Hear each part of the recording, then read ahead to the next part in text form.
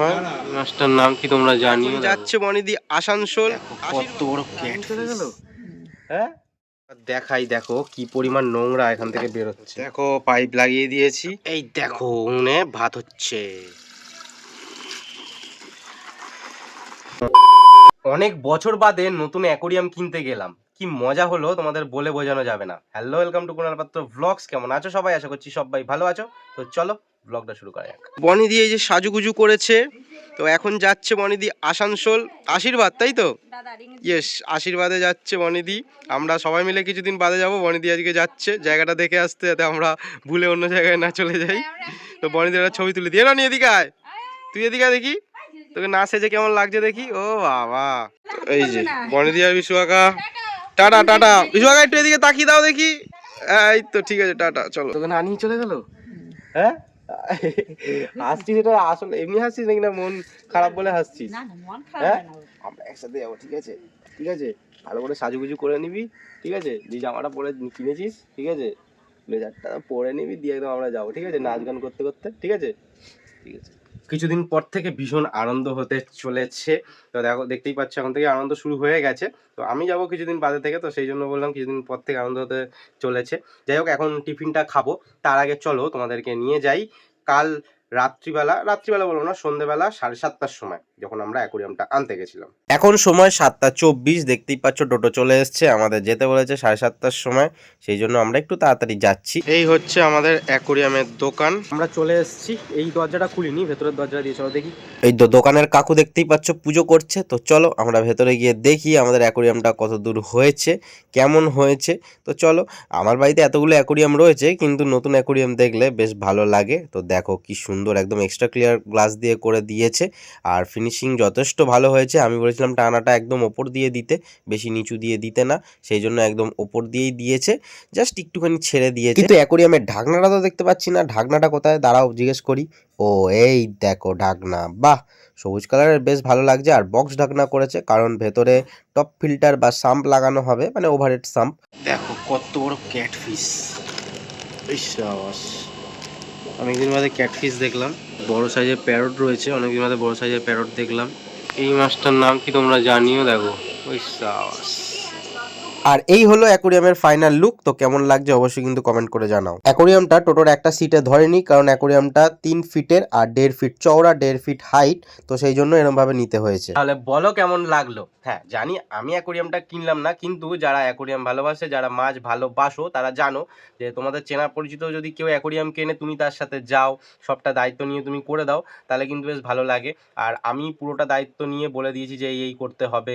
ঢাকনাটা আমাকে ফোন করেছিল, আর কাকুটার সাথে আমার চেনাশোনা অ্যাকোরিয়ামের, তো সেই জন্য আমাকে ফোন করে বলেছিল যে লাল ঢাকনা আছে, এই লাল ঢাকনা হবে না, সবুজ ঢাকনা হচ্ছে। আমি ঠিক আছে, সবুজ ঢাকনা করে দাও।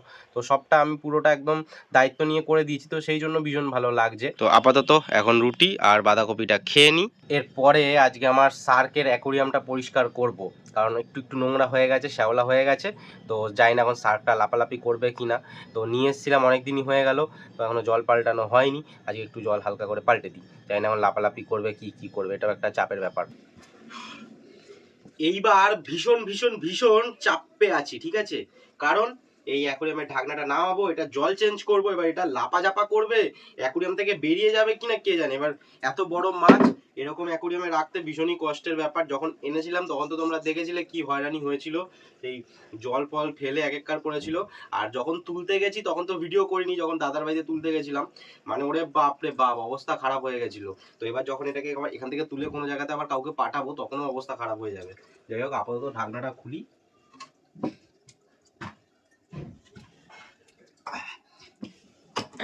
দেখাই, দেখো কি পরিমাণ নোংরা এখান থেকে বেরোচ্ছে।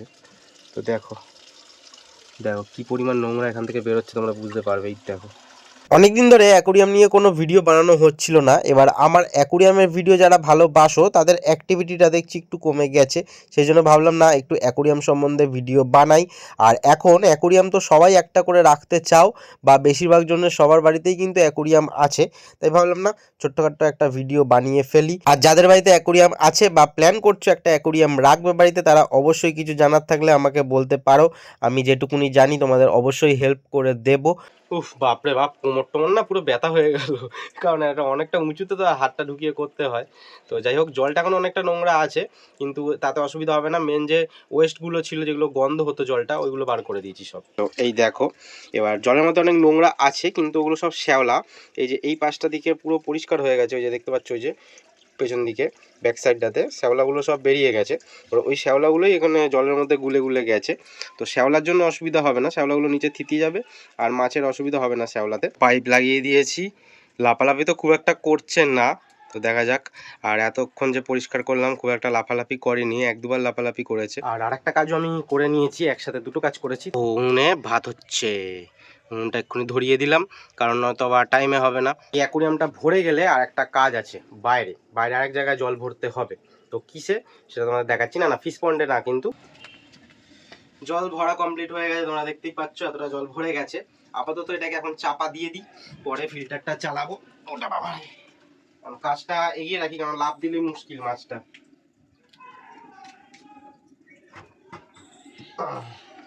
কলে পাইপ লাগিয়ে দিয়েছি, এই যে খুলে দিলাম। এবার জলটা কোথায় ভরবো, এই এই এই এই এই এই এই এই এই এই এই এই বেরোতে শুরু করে দিয়েছে। তো জলটা ভরবো এটার মধ্যে। দেখো পুরো শুকিয়ে গেছে, জাস্ট অল্প অল্প ভেজা রয়েছে। মেন হচ্ছে এতদিন ধরে জল রয়েছে সোলার বাক্সটাতে, তো সোলার বাক্সটা মনে হচ্ছে লিক হয়ে গেছে, জল বেরিয়ে যাচ্ছে। তো এটাকে আমি সিমেন্ট দিয়ে পরে ঠিক করব, কিন্তু আপাতত গাছগুলো বাঁচানোর জন্য জলটা দিয়ে রাখি, নয়তো আবার এই গাছগুলো মরে যাবে।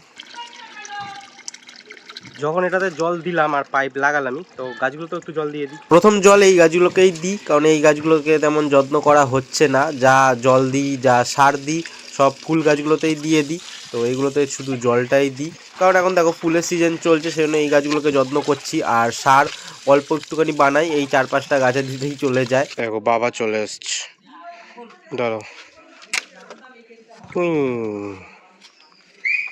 এই গাছটা না বাবা কাটবে না, জানো তো? এই গাছটা একটু বড় করবো, এই গাছটা হ্যাঁ একটু মোটা মতন করে বড় করবো। এই গাছটা কাটবে না, বেশ দেখতে সুন্দর লাগবে। ওই দিকেরটা ঠিক আছে, মিটার ঘরে গাছ যেভাবে কেটে দিলি কত ফুল ফুটছিল। কোনটা নীলকণ্ঠ, একটা ফুল পাওয়া যায়। জঙ্গলও কেমন হয়েছিল বলো, সাপটাও আসছিল, খালি হাতে লেগেছিল। তোমাদের এর আগে বলেছিলাম, যারা শুনোনি তাদের আবার বলি। আমি একদিন বাবাকে টিফিন দিতে যাচ্ছি, এবার সাইকেলটা আমি এরকম জায়গায় স্ট্যান্ড করেছি, আর গেটটা দেওয়া ছিল, ছেকলটা টানা ছিল। এবার আমি ছেকলটা খুলতে যাবো, গেটটা আমি ধরতে গেছি, একটা সরু এরকম আঙুলের মতন লিকলিকে সাপ পুরো ওখানটা দিয়ে পার হচ্ছিল বা ওখানটায় ছিল। আর সাপটাকে কিরকম ধরেছি, পাজা পুরো মুঠো করে ধরেছি সাপটা, মানে পুরো এরকমভাবে ধরেছি কাঠটা সমেত। আর যেই দেখেছি একটু নরম নরম কিছু, সঙ্গে সঙ্গে আমি ছেড়ে দিয়েছি সঙ্গে সঙ্গে। আর তুমি লাফে, আর বুকের হার্টবিট একদম ট্রিপল গুণ হয়ে গেছিলো একদম। আর তারপরে সেই 4-5 বার করে হাতে সাবান দেওয়া, তারপর সুদল দেওয়া, মানে গরম জল দিয়ে হাত দেওয়া, সব কিছু করেছি, কারণ সাপ ধরেছি আমার বহুত ঘেন্না লাগে। তো এরকম ব্যাপার হয়েছিল, সেই জন্যই ঝোপগুলো কেটে দিয়েছিলাম।